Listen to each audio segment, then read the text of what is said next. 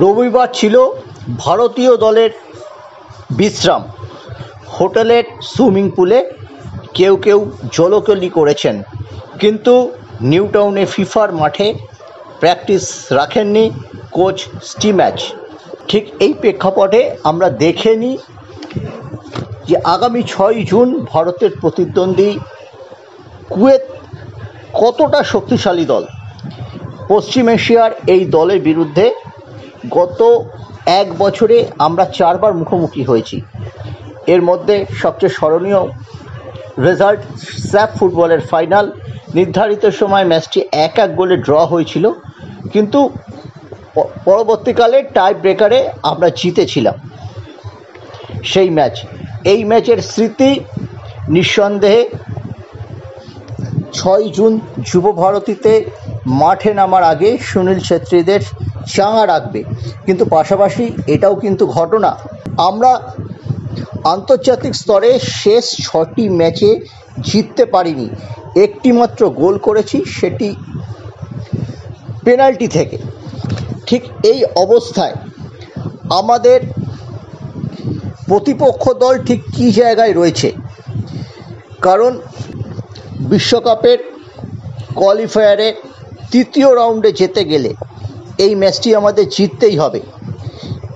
ভারতের গ্রুপ থেকে কাতার টানা 4টি ম্যাচ জিতে ইতিমধ্যেই কোয়ালিফাই করেছে। ভারত কুয়েতকে ম্যাচে হারিয়েছিল, গোলদাতা ছিলেন মনবীর। কিন্তু এরপরে ভারত যেমন কাতারের কাছে হেরেছে, তেমনি আফগানিস্তানের বিরুদ্ধে 2টি ম্যাচে আমরা মাত্র 1টি পয়েন্ট পেয়েছি। আফগানিস্তানের বিরুদ্ধে 5th ম্যাচে আমাদের হার অনেকটাই পিছিয়ে দিয়েছে।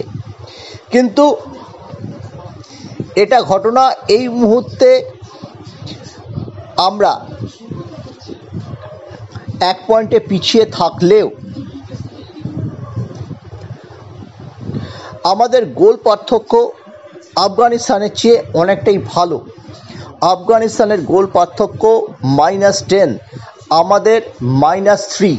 সেই জন্য 6 জুন কুয়েতকে যদি আমরা হারাতে পারি, তবে আমরা বিশ্বকাপের কোয়ালিফায়ারের 3য় রাউন্ডে ওঠার ব্যাপারে অনেকটাই এগিয়ে যাব। মনে রাখতে হবে আফগানিস্তানের বিরুদ্ধে কাতারের খেলা বাকি আছে।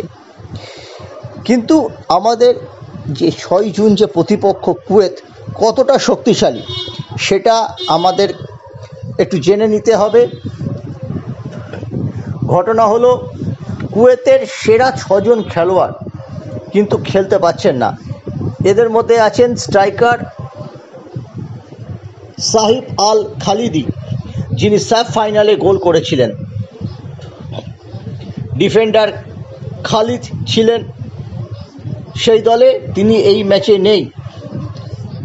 আহমেদ আলাল মিডফিল্ডার, তিনিও নেই।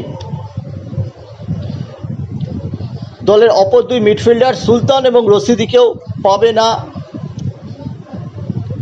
কুয়েতের কোচ রুই বেন্টো। এবং দলের আরেক নির্ভরযোগ্য স্ট্রাইকার মোবারক নেই। অনেকটাই ভাঙা টিম নিয়ে আসছে কুয়েত। তারা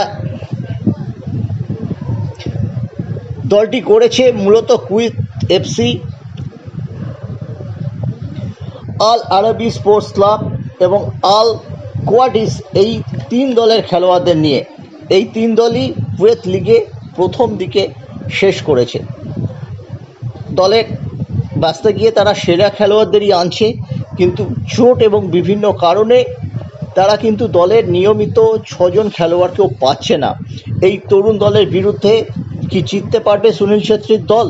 জেতা তো উচিত, কারণ সল্টলেক স্টেডিয়ামে 2006 সাল থেকে ভারত কোনো ম্যাচ হারেনি। 2006-এ এশিয়া কাপের কোয়ালিফাইং রাউন্ডে সৌদি আরবের কাছে 3 গোলে হেরেছিল। কিন্তু তারপর গত বছর আমরা দেখেছি এএফসি কাপের কোয়ালিফায়ারের যে 3টি ম্যাচ এখানে হয়েছিল, সেই 3টি ম্যাচেই সুনীল ছেত্রীরা জয় পেয়েছিল এবং প্রত্যেকটা ম্যাচেই প্রচুর লোক হয়েছিল। প্রচুর লোক আগামী 6 জুনের ম্যাচও হবে, সে নিয়ে কোনো সংশয় নেই।